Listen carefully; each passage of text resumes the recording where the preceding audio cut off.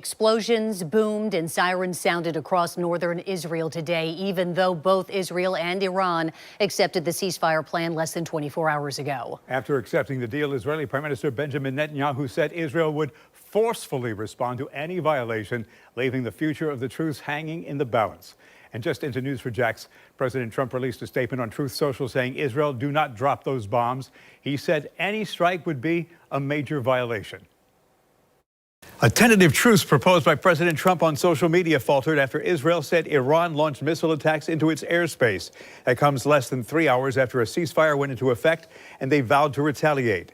Israel's defense minister quickly responded, calling the missiles a blatant violation of the ceasefire and instructed Israel's military to resume attacks on Tehran and to destroy targets of the regime and terror infrastructure. The shaky agreement was announced early Tuesday after Tehran launched a retaliatory missile attack on a U.S. military base in Qatar on Monday. There were no casualties. President Trump introduced the proposal on social media Monday, urging both sides not to violate it. While confirming the ceasefire, Israeli Prime Minister Benjamin Netanyahu said Israel had achieved its war goals against Iran. Global markets rose and oil prices tumbled after the announcement as investors hope for a resolution in the war. Now economists are analyzing whether full-fledged fighting between Israel and Iran resumes. The president's initial enthusiastic announcement marked the latest wild swing from Mr. Trump on the situation concerning Iran. Though both sides have agreed to it and the ceasefire, according to President Trump, is now in effect, is if the firing of missiles really has stopped and how long it will last, and apparently it is not lasting. Joining me on the morning show, political analyst Daniel Cronrath. Now, early this morning, there was an onslaught of missiles launched by Iran targeting Israel that killed at least 4 and wounded 8, while Israel launched a barrage of airstrikes targeting strikes across the Islamic Republic before dawn. Ceasefires in the Middle East are often fragile and fleeting, as we've seen. Is this perhaps on very shaky ground and not the end of the war that President Trump hoped for? Yeah, well, good morning, Bruce, and thank you for having me here again. I think the one thing that we have to stress, as Ambassador Soderberg stressed yesterday on your program when you interviewed her, this situation is very, very fluid. Anyone who tells you that they can predict what's going to happen over the next 24 hours, over the next 24 days, is pulling your leg, because they simply don't know. And I think one of the other features of a Trump presidency, before we move on with your question, is that when you elect somebody who is unconventional in terms of how they conduct themselves in the Oval Office. And again, tens of millions of Americans said they liked that unconventional way of doing things. They liked a businessman being in office. One of the issues that you have then is you have to take traditional diplomacy and kind of throw it out the window, because you're going to be getting things which are very, very different than what we typically see on the international stage. Now, relative to what the next 24 hours is going to produce, we know that right now, both Israel and both Iran, perhaps they are getting in their last shots at one another before this ceasefire takes place. Obviously, there is historical precedent for both sides before a ceasefire, typically to try to gain as much territory as they can in a land dispute. But right now, they're also trying to send lasting signals to one another about their ability really to engage each other. The one thing that we both know is Tehran right now is in a weaker position. Per the U.S., correct, they're in a weaker position. They have been in a long time. However, one of the things that I've noticed in looking outside of Western media is that Tel Aviv has been hit a lot worse than a lot of the Israeli press and the Israeli government wants people to know. There have been very, very sensitive stings there through the Iron Dome. Iran does have a very sophisticated missile system in which they have been able to land hits that I think a lot of Israelis themselves were surprised at the vulnerability of Tel Aviv. So this situation, there are so many dynamics taking place right here. I think that what we have to do is we have to remain hopeful, because again, at the end of the day, servicemen and women in the region, slightly less than 40,000, but also, Bruce, coming back to a larger thing, the overall loss of human life. Nobody wants to see the continuation of the loss of civilian life.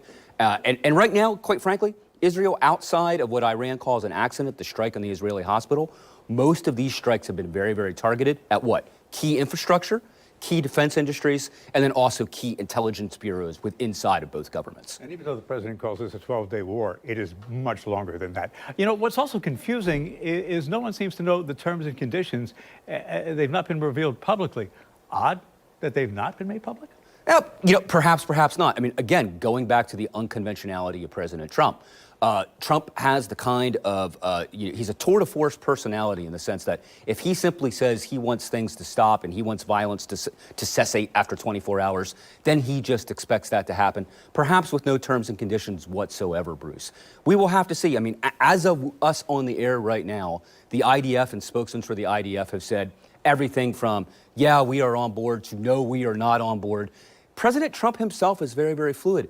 Throughout the last 24 to the 36 hours to 48 hours, well, the entire Trump presidency, you will get Secretary of State Marco Rubio, you'll get Defense Secretary Pete Hegseth. They will go on a podium, they will tell the American public one thing, and within an hour, President Trump is truthing something out in his social media outlet, which completely contradicts what his cabinet secretaries have just said to the American people.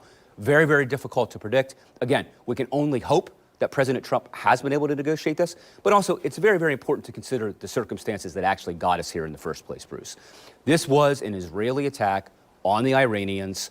If you go through and you look at Israeli government statements for the last 20 years, Iran has been only weeks away from a nuclear weapon, Bruce, for the last 2 decades. What has changed now? What has made the situation different now? The reality of it— They're saying that they were 2 to 5 days away from the ability to produce a nuclear weapon. Who knows what the truth is? Which, of course, if you look at the International Atomic Energy Agency, any of these agencies, our own Director of National Intelligence, Tulsi Gabbard, under oath, that is not true. That is simply fabricated. They are not that close. Even if you have 60% enriched uranium, Bruce, that is the level to which you are looking to generate nuclear power. It takes time. It takes time then, even though they have a complicated missile system, or missile defense system and missile technology, it takes time to marry that nuclear technology to a warhead. There is no evidence that Iran was anywhere near that close to having that kind of capability. So Qatar was reportedly involved in mediation between Israel and Iran to achieve the ceasefire. Ironically, Qatar reportedly was also given advance warning about the Iranian retaliatory missile attack against the U.S. base there that it successfully repelled. A face-saving move for Iran that allowed it to accomplish what it wanted to move on? 100%, Bruce. This is very, very similar to a year ago when Iran sent a missile salvo at Israel, and pretty much the entire Middle East knew that the operation was taking place. Recall, the United States, Jordan, other nations in the Middle East were able to help repel that Iran drone attack. Why? It allowed Iran to demonstrate its capabilities while at the same time not inflicting any real damage. You know, Qatar is in a really interesting situation, Bruce. They are friends of both the United States and of Iran. They share crucial natural resources with Iran relative to fossil fuel products. At the same time, they are also the home to the United States' largest military base in the Middle East. So they are in a very, very precarious position. They're also in a very geopolitically interesting position in that they have both the United States and Iran sharing with them advanced intelligence because of this. And again, what we would consider to be a relatively insignificant country in terms of their own ability to project violence, they are really at the center of a lot of what's going on in the Middle East, Bruce. So President Trump, in announcing the ceasefire, said this is a war that could have gone on for years. It has gone on for years. I do know that following a security cabinet meeting Monday night, I think it was, the Israeli Prime Minister Netanyahu asked ministers to avoid making any public statements. That said, Israeli officials confirmed to the Jerusalem Post not so long ago that the IDF intended to wrap up operations in Iran in the coming days. Is timing here a coincidence? And is, pardon the pun here, Bibi in a corner and not in a position to defy President Trump on the ceasefire? Well, first, Bruce, going your punt, nobody puts Bibi in a corner. For the last 20 years, he's been a tour de force in Israeli politics. It's difficult to answer that question, and I think it's going to be as difficult to answer depending upon, again, who are you talking to in any of these governments at any one time? I would almost state that the most reliable source of information you're going to get in some degree is going to be coming from Iran, because everything that they do operationally is so centralized. They're not dealing with personalities like Benjamin Netanyahu or like Donald Trump, who may tact and may have their officials tact strategically from time to time to put out different kinds of information as a distraction or as a way to basically hide what they're going to be doing. You know, relative to the entire situation, again, I can't stress the fluidity of this enough. We're really just going to have to wait and see. We hope that President Trump is going to achieve success. This is a very, very unconventional president, you know. However, at the end of the day, perhaps his unconventionality will actually lead to a peace. But again, to your point, Bruce, regarding the period of this war, to try to historically equate this to the Six-Day War or other conflicts that have been in the Middle East, that's a little bit of hyperbole relative to what those actual conflicts were. Also curious to see if there'll be that regime change in Iran. I know the people there want it. Khomeini's been in power since 1989, but there's also word that Khomeini himself has been working to find his successor, which may not appease the people. Yeah, and the other thing too, Bruce, that you got to remember is Khomeini may be unpopular, and that is for sure. And we're, the Ayatollah, and we're looking for him to remove, and they're looking for a succession plan. However, whenever you are on your home soil and you're being attacked by an enemy, somebody who you have declared that you would like to see the death of Israel, the death of the United States, there is a way within any population that support for whomever is in charge is galvanized, Bruce. You look at the face of your enemy, you imagine, and and this isn't just civilly, this is also religiously, spiritually for the people of Iran. So you could easily see the Ayatollah's popularity increase in a spike once they see that they're being bombed. Right, but the people of Iran want the bombing to stop too, because it's their homes that are being bombed. Right, and the other thing too is that we are bombarded with images of a very, very traditional and a very, very Islamic Iran.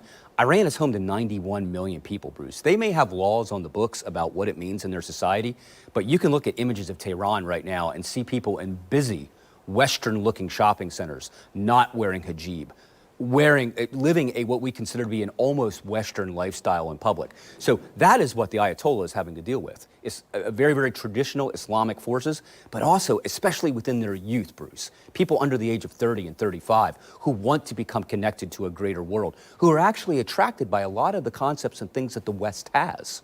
All right, there's more to be written on this story because, as we've discussed, it's a fluid situation. More to come on Politics and Power tonight at 7 when Daniel rejoins me. Jen?